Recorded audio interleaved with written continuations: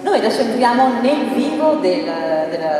presentazione di questo DDL. Entriamo nel vivo partendo da quello che è il diritto di famiglia, da cosa comporta l'introduzione delle unioni civili nel diritto di famiglia, e lo chiediamo a una voce autorevole quale quella del magistrato, ovvero di Marco Gattuso. Beh, ringrazio innanzitutto per questo invito, tra l'altro è la prima occasione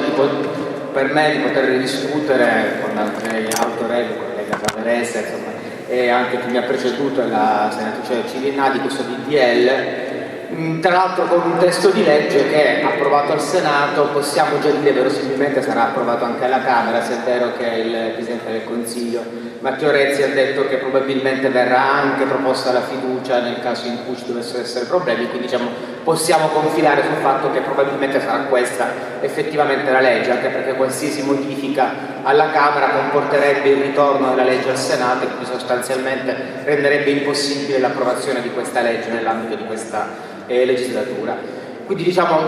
siamo in una condizione, se volete anche fortunata, di poter commentare quella che sarà una legge in anticipo, con un percorso ancora in itinere, persino prima dell'approvazione definitiva da parte delle due Camere del Parlamento. Io partirei da una prima notazione che veniva dalla senatrice Puppato, che ci ha raccontato una cosa che forse tutti noi sappiamo, cioè di come il consenso rispetto a questo progetto di legge, più in generale anche rispetto, diciamo, ai diritti delle persone omosessuali, sia molto diverso nel nostro paese, ma in genere, diciamo, anche a livello europeo, a seconda delle generazioni. Cioè noi sappiamo che i giovani danno per scontato che tutti debbano avere il diritto anche al matrimonio, all'adozione e così via, mentre le generazioni, diciamo così, un po' più avanti hanno grosse difficoltà invece nel affrontare questi temi. Ecco, perché c'è questa grande differenza, diciamo, che attraversa i paesi più che tra destra e sinistra proprio a livello di generazioni? La ragione io credo che possa essere individuata nel fatto che negli ultimi 30, 40, 20 anni un po' in tutto l'Occidente si è prodotto quello che definirei, diciamo, un mutamento di paradigma rispetto all'omosessualità. Noi sappiamo che la scienza può progredire, diciamo così, per accumulazione di nozioni. Si scopre che c'è una nuova stella che non conoscevamo, si scopre che c'è una nuova particella che non conoscevamo, e quindi, diciamo, acquisiamo nuove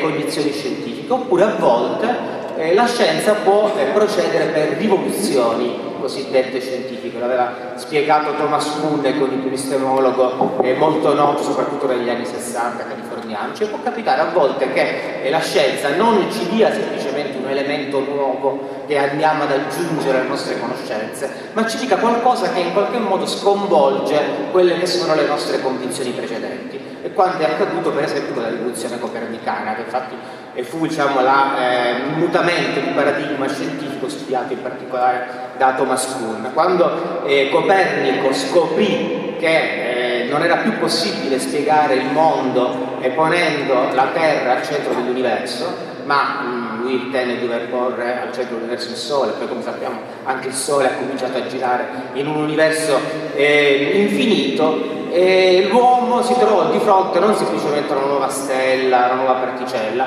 ma si trovò di fronte ad una nozione scientifica che sconvolgeva in radice la propria stessa concezione del mondo, e quindi, diciamo, lo metteva anche interiormente in crisi in qualche modo. Di questi mutamenti scientifici, che sono appunto rivoluzioni scientifiche, poi nella storia se ne sono prodotte tante altre, pensiamo a Darwin, tante cose che sono accadute, alla scoperta dell'inconscio e così via. Ecco, quello che si è prodotto negli ultimi, diciamo, 40-50 anni in Occidente in particolare è aver scoperto una cosa che oggi, diciamo, è anche molto semplice, si dice in modo, diciamo, anche abbastanza elementare, cioè che l'omosessualità è un fenomeno naturale, una variante naturale del carattere umano. È una acquisizione ormai della scienza ufficiale.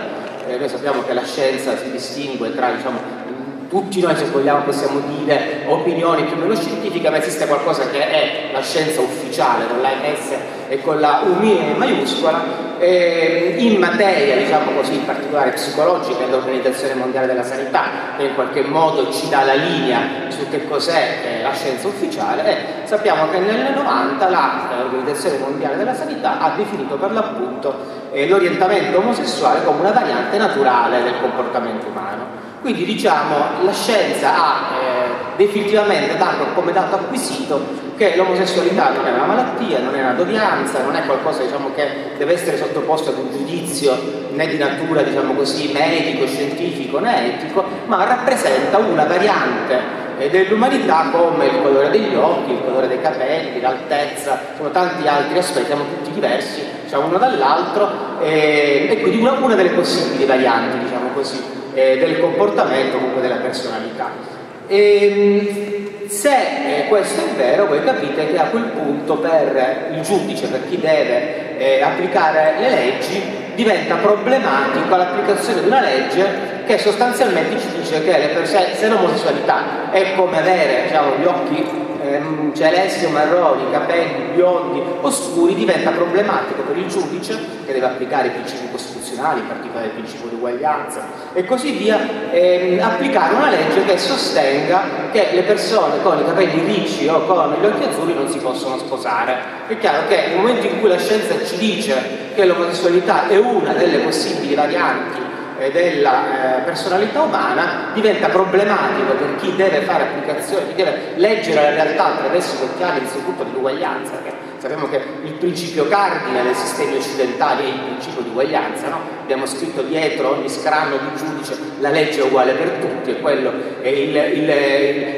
l'architrave su cui siamo seduti, sono gli occhiali con cui dobbiamo leggere tutti i codici. Diventa problematico capire, giustificare perché le persone con gli occhi azzurri o le persone con un'altezza superiore all'1,70 non si possano sposare, non possono accedere, cioè a uno dei diritti fondamentali dell'uomo, perché noi sappiamo che il matrimonio è stato definito anche dalla Corte Costituzionale italiana come uno dei diritti fondamentali, uno dei diritti umani fondamentali. Cosa fa il legislatore italiano?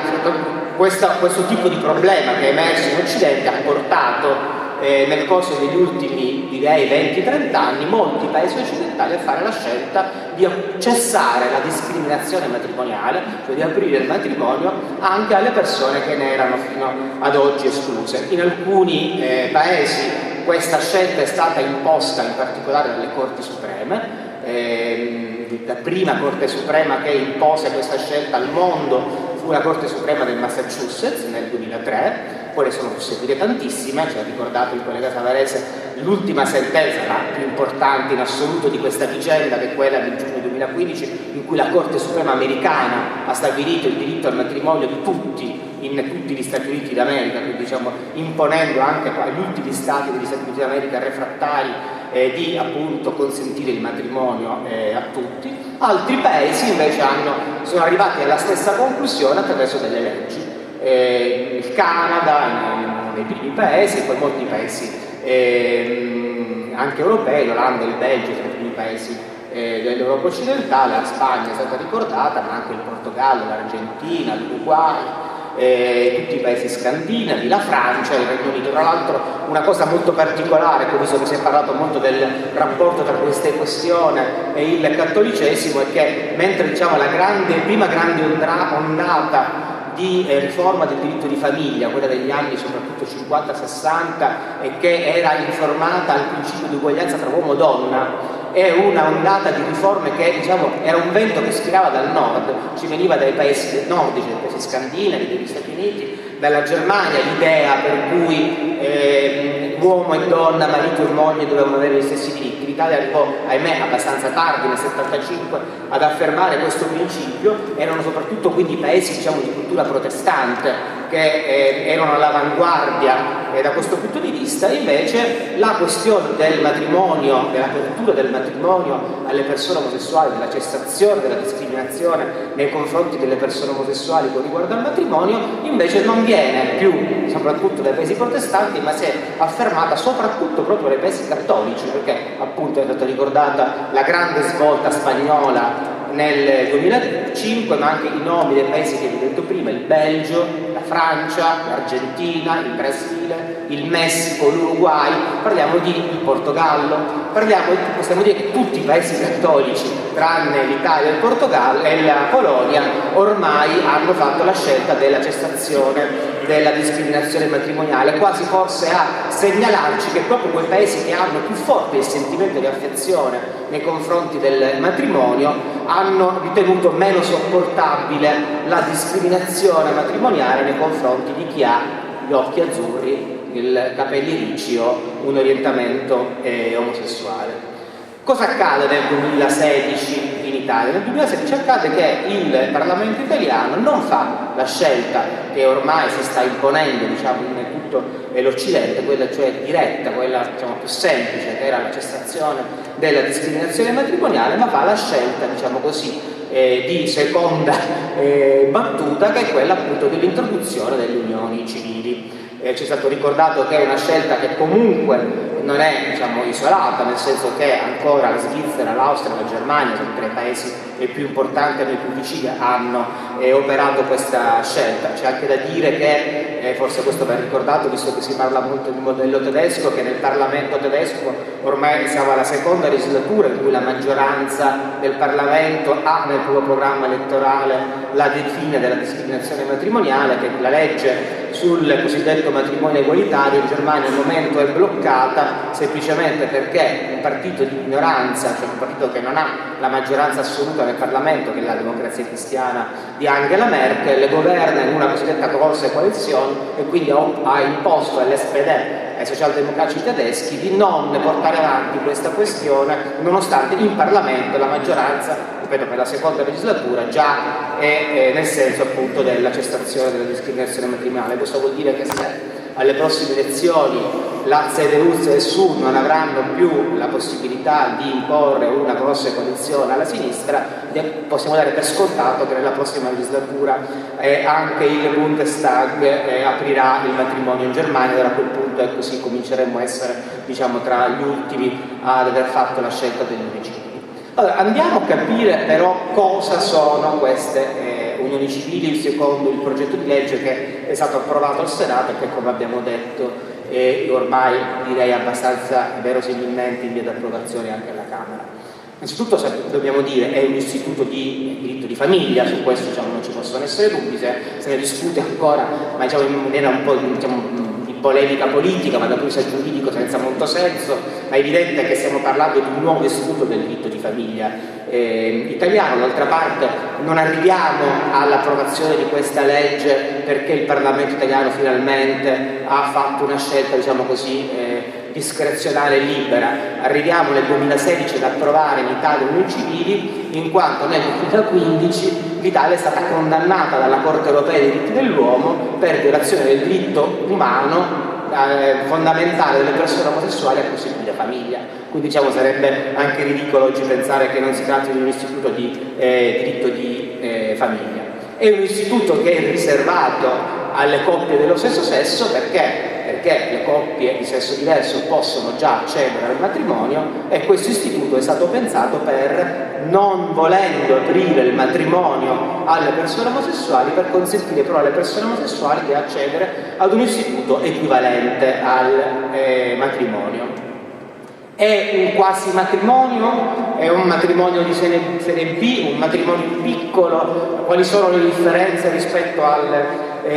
matrimonio? Diciamo che oggi siamo ancora dentro, perché il percorso legislativo è ancora in corso, molto dentro la polemica politica. Sappiamo tutti quanto, in maniera a volte molto accesa, si è discusso di questo disegno di legge negli scorsi mesi, nelle ultime settimane in particolare. Però diciamo, se noi vogliamo inforcare gli occhiali del giurista, cioè guardare le norme nel loro, diciamo, significato oggettivo, perché poi la polemica politica tra qualche mese ce la saremo più o meno tutti dimenticata, come per fortuna ci dimentichiamo altre polemiche del passato, forse anche qualche protagonista della polemica politica andrà nel dimenticatoio, come a volte accade. Invece la legge poi sarà là e la legge si deve leggere oggettivamente, per quel che dicono oggettivamente le norme, nel loro significato letterale, nel modo in cui sono inserite poi nel contesto dell'ordinamento, quindi secondo una lettura, diciamo, logico-sistematica, secondo una lettura che deve essere ovviamente illuminata dai principi che derivano dalla Costituzione italiana, in particolare il principio di uguaglianza, secondo i principi che derivano dalla Convenzione Europea dei Diritti Umani, che non è una carta, diciamo così, di principi letteraria, ma è una legge che è in vigore, una legge, diciamo, che dobbiamo applicare nel nostro paese, che dobbiamo applicare secondo l'interpretazione che ne dà la Corte di Strasburgo, che noi, quando abbiamo firmato la Convenzione Europea dei Diritti dell'Uomo, ci siamo obbligati a seguire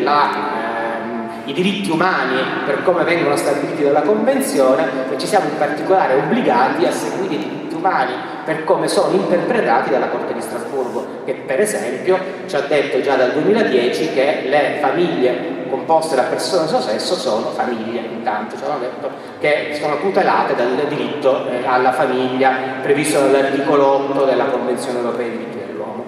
Quindi, diciamo, queste unioni civili, per così come vengono fuori in questo testo, al di là tralasciando, diciamo, le polemiche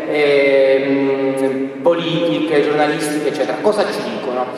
Io credo che noi possiamo dire con una certa tranquillità che le unioni civili tra persone dello stesso sesso, come verranno previste nel nostro ordinamento, non sono un quasi matrimonio o un matrimonio di serie B, ma sono il matrimonio con un altro nome.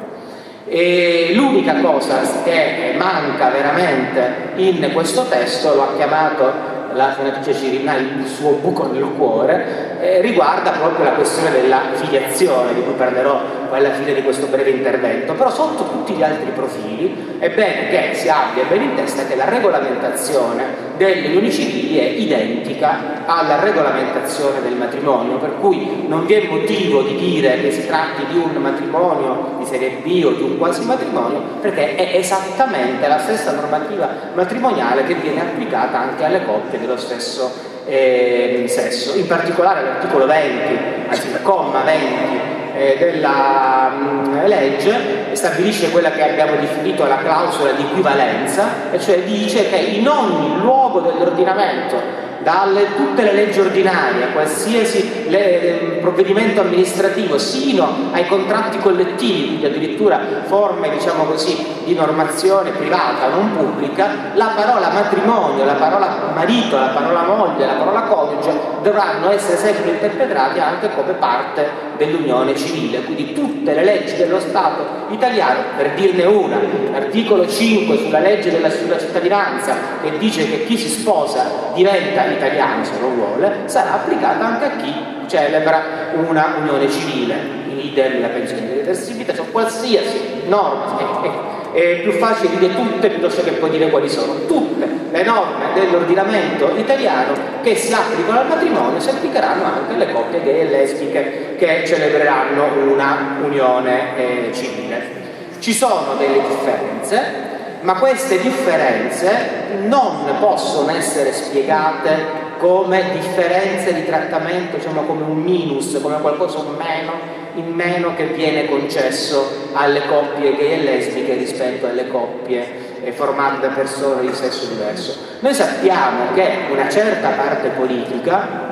ha chiesto insistentemente, soprattutto nelle ultime settimane, proprio perché era venuto fuori, diciamo, il problema del voto di fiducia, e quindi, diciamo, la maggioranza, che sappiamo che doveva essere costituita dal PT, SEL, Q 5 Stelle, invece è diventata maggioranza con la maggioranza governativa. Noi sappiamo che una certa parte politica ha chiesto insistentemente l'introduzione nel testo di legge di disparità di trattamento tra il matrimonio e le unioni civili, che fossero appunto dirette a differenziare le unioni civili dal matrimonio, in qualche modo a rendere le unioni civili qualcosa, diciamo così, di, tra virgolette, inferiore rispetto al matrimonio. Ma quando noi leggiamo le norme che poi effettivamente sono state votate in Senato, noi non possiamo leggere queste norme secondo l'intenzione soggettiva di questo o quel politico, quello che poi va in TV a dire che ha salvato il paese dalla rivoluzione contro natura e così via, perché anche l'intenzione del legislatore, che è uno dei criteri di interpretazione delle norme, non viene intesa come l'interpretazione che ogni singolo politico si dà di una legge, deve essere intesa come l'intenzione del legislatore, nel senso di quello che poi complessivamente ha formato la legge e che emerge oggettivamente, diciamo così, dal significato delle norme. Allora va detto con molta chiarezza che tutte le differenze di trattamento che sono state infine accolte e votate dal Parlamento in realtà configurano elementi di addirittura avanzamento della legislazione di diritto di famiglia, di legislazione del matrimonio rispetto al matrimonio.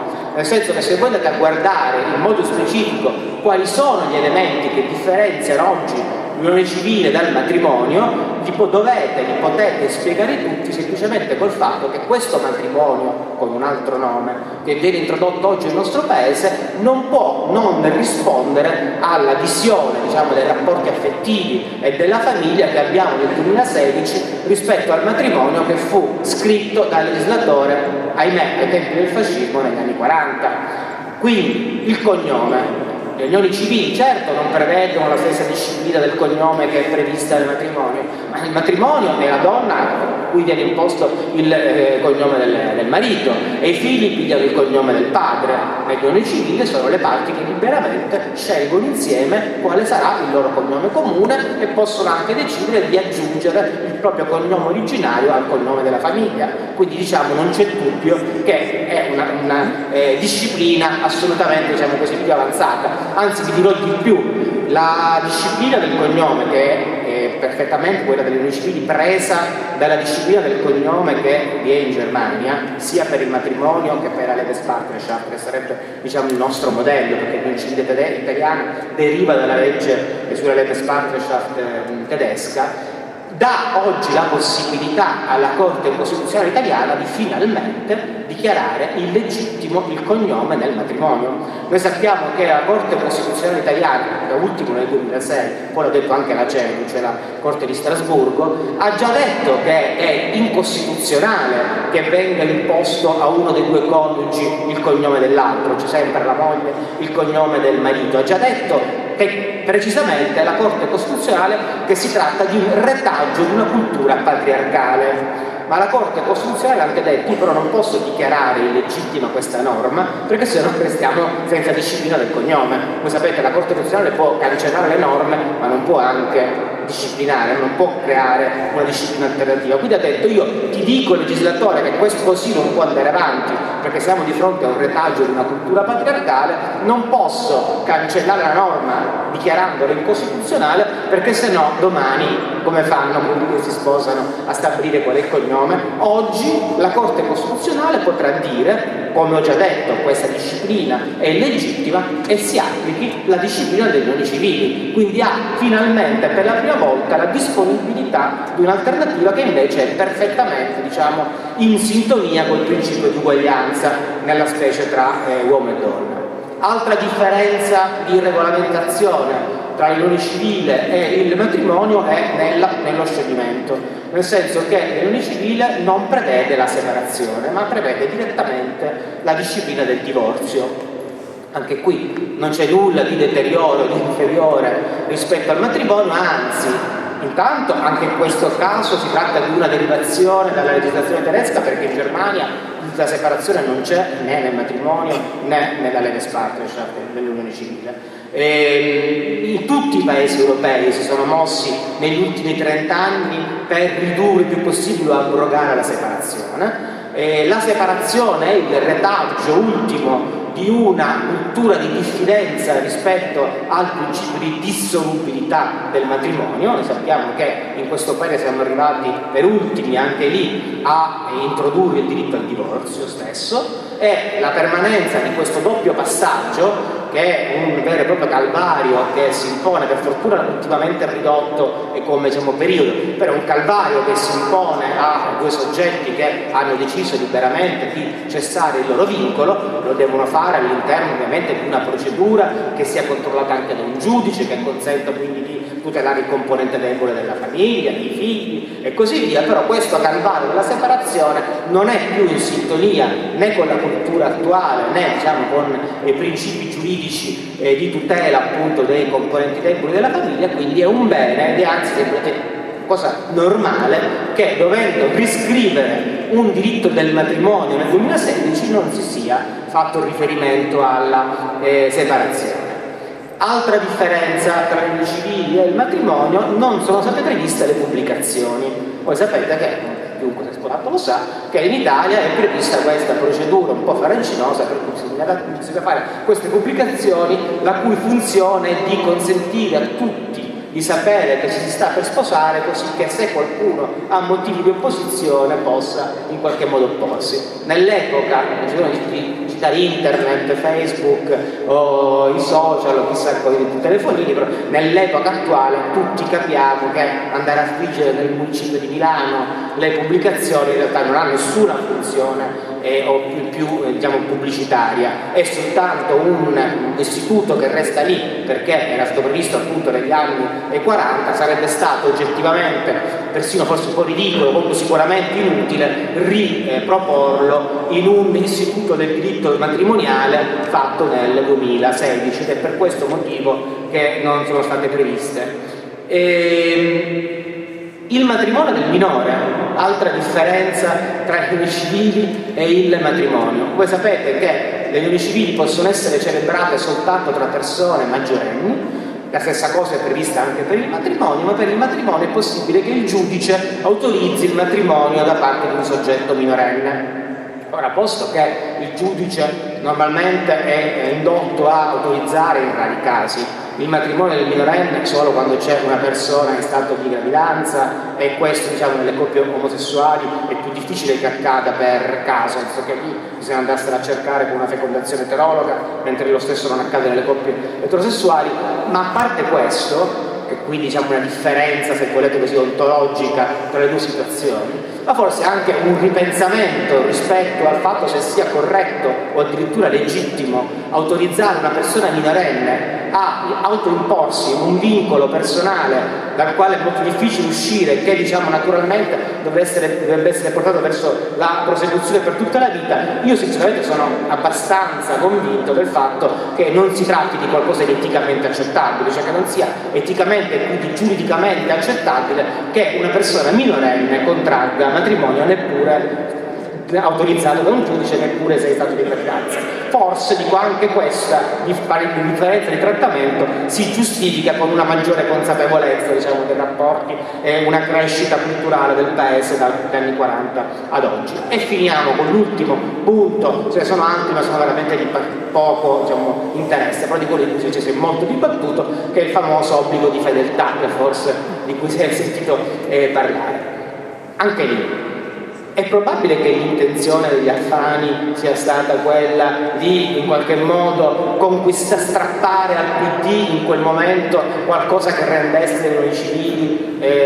più inferiori rispetto al matrimonio. Ma il consenso prestato dal PD rispetto a questa invece differenza di trattamento non si giustifica nella intenzione del legislatore, come in senso oggettivo, di creare un istituto di serie B, ma semplicemente con il fatto che l'obbligo di fedeltà, ancora una volta, è forse qualcosa su cui un forte ripensamento si può fare. È la dottrina italiana già da decenni fa. Perché un conto è che lo Stato stabilisca nell'ambito dei rapporti affettivi, anche dei rapporti matrimoniali, dove sta l'obbligo a mantenere, a contribuire, a creare insieme l'indirizzo della famiglia, la gestione della famiglia. Altro conto che lo Stato si infili a stabilire nei rapporti di coppia quali sono le regole elementari dell'amore, perché poi di quello stiamo parlando quando parliamo di obbligo di fedeltà, tant'è che la giurisprudenza con molta fatica oggi ci dice ma sì, ma l'obbligo di fedeltà non è più la fedeltà sessuale, poi in realtà se due stabiliscono assieme di essere una coppia aperta, allora l'obbligo di fedeltà è in questo modo che è ben teso, basta che siano d'accordo. Si cerca di rielaborare in qualche modo questo obbligo di fedeltà che corrisponde a una mentalità tipicamente diciamo, oggi in via quantomeno, non dico di superamento da parte di tutta la comunità, ma in una comunità in cui ci sono, come quella attuale, ovviamente approcci culturali molto diversi, uno Stato laico, diciamo così, secondo me fa bene a tenersi un piede fuori, diciamo così, dal letto coniugale, le questioni diciamo, più intime dei rapporti affettivi, anche perché poi si finisce nei tribunali a scrivere dei romanzi su chi ha per primo violato l'obbligo di fedeltà e perché l'ha fatto, e siccome non tranne Savarese, che è anche un romanziere, normalmente invece nei poveri giudici non siamo né psicologi, facciamo malissimo quando ci improvvisiamo psicologi, non siamo Dostoevskij sicuramente, non siamo Flaubert, e quindi faremmo meglio a continuare ad occuparci di cose, diciamo, un pochino più materiali e meno, diciamo così, infilate dentro i rapporti sentimentali e costruendo molte sentenze che appunto sono più di Flaubert che di un giurista. E andiamo invece al buco del cuore, cioè la vera differenza che diciamo così è stata appunto sottolineata più volte, che riguarda invece i rapporti cosiddetti verticali, cioè se sotto il profilo dei rapporti orizzontali, cioè dei rapporti tra i due membri della coppia, non siamo di fronte ad un matrimonio di serie B o un quasi matrimonio, ma siamo di fronte all'introduzione del matrimonio fra persone dello stesso sesso soltanto con un altro nome, e qua ci dobbiamo chiedere perché si dà un altro nome alla stessa cosa, e ci dobbiamo chiedere anche ma per quanto tempo reggerà una situazione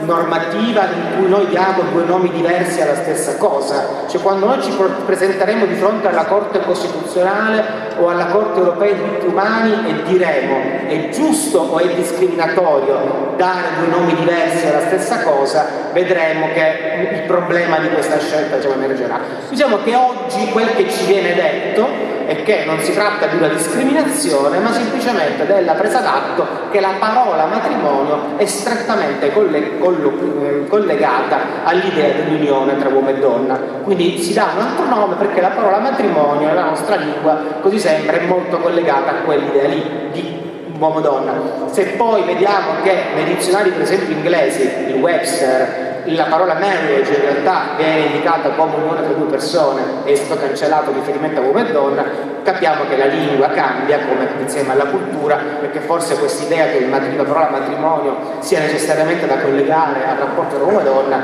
diciamo anche quella come la lingua evolverà e cambierà. Ma ripeto, il buco invece nella legge resta nell'ambito dei rapporti verticali.